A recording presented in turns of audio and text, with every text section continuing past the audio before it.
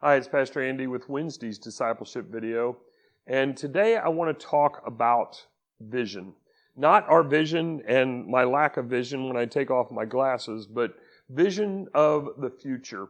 And these are things, actually Daniel, the book of Daniel is filled with dreams. We find that in chapters 2 and 4, and with vision. We find that in chapters 7, 8, 10, and 11, and maybe into 12 a little bit as well.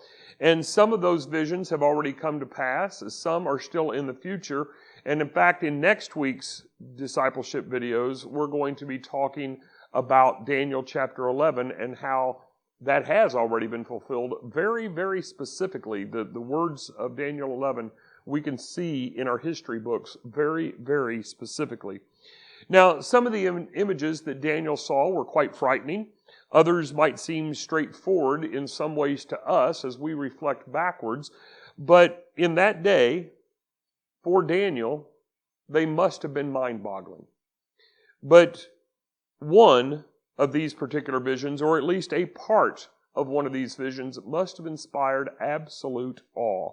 And if we're honest, it should still inspire awe today. And that vision is found in Daniel chapter 7, verses 13 and 14.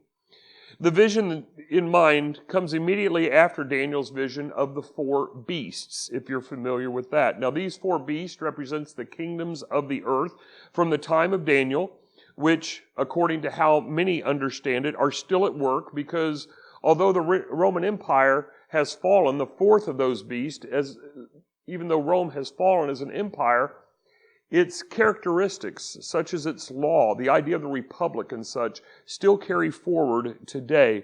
But each of the other three kingdoms did absolutely end. The first was Babylon. The second was Medo-Persia, which is often just considered the Persians. The third was that of the Greeks. And then, as I just mentioned, the fourth being Rome. Now, Daniel was alive during the reign of Babylon, King Nebuchadnezzar. We see him engaging with King Nebuchadnezzar. Later, we see him engaging with, during the time of Cyrus, and later it mentions Darius, which were a part of the Medo-Persian Empire. But the Bible is very clear in this vision that each of those empires would fall, and indeed, the first three have completely fallen, and you can argue how you want to about Rome. But when the last of those empires truly falls, a new dominion will be established, one that never ends. Let me read for us from Daniel chapter 7, verses 13 and 14. Again, Daniel's words. I saw in the night visions, and behold, with the clouds of heaven, there came one like a son of man. And he came to the Ancient of Days and was presented before him. And to him was given dominion and glory and a kingdom, that all peoples, nations, and languages should serve him. His dominion is an everlasting dominion, which shall not pass away, and his kingdom one that shall not be destroyed. Now, as we read this, we have some sort of a mental picture in our mind, but it's not the same as what Daniel had as a vision, because he had never constructed these ideas before.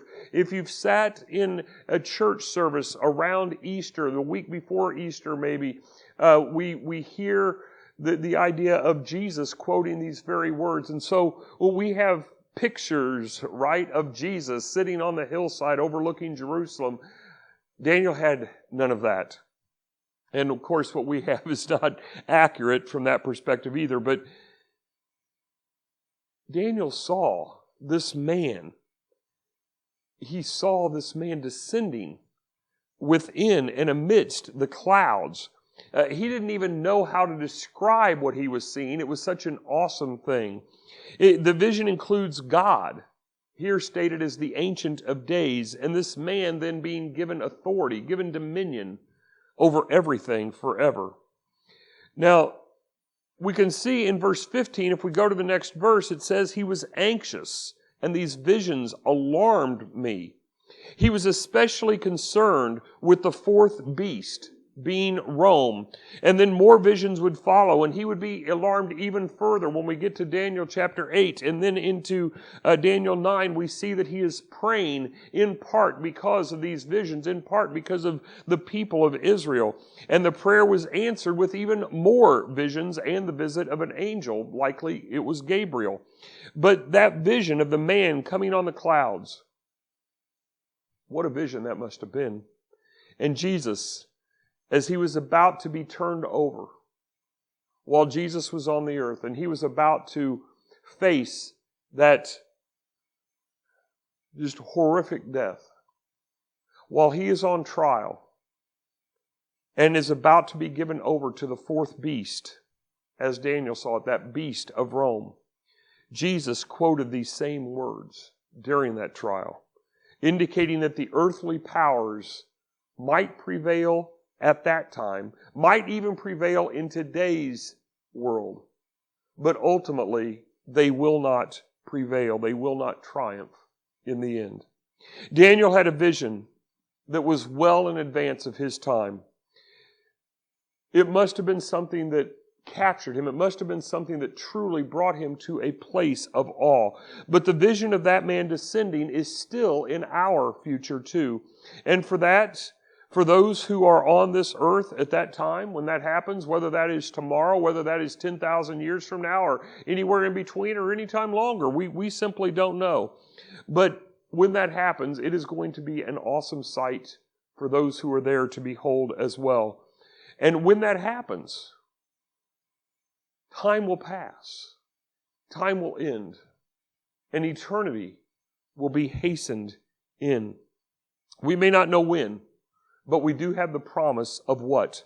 So let us keep that glorious image of Jesus before us, thinking about what that means, not only because it's something in the Bible, but what it means to us in the future, that him descending from his home to retrieve his people. We can keep that in mind when life is challenging, when our world appears to be out of control, and when, like Daniel, when we are alarmed by what we see and by what we hear.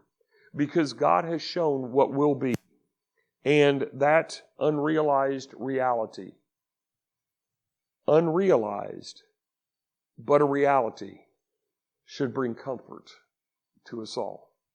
Jesus will come again.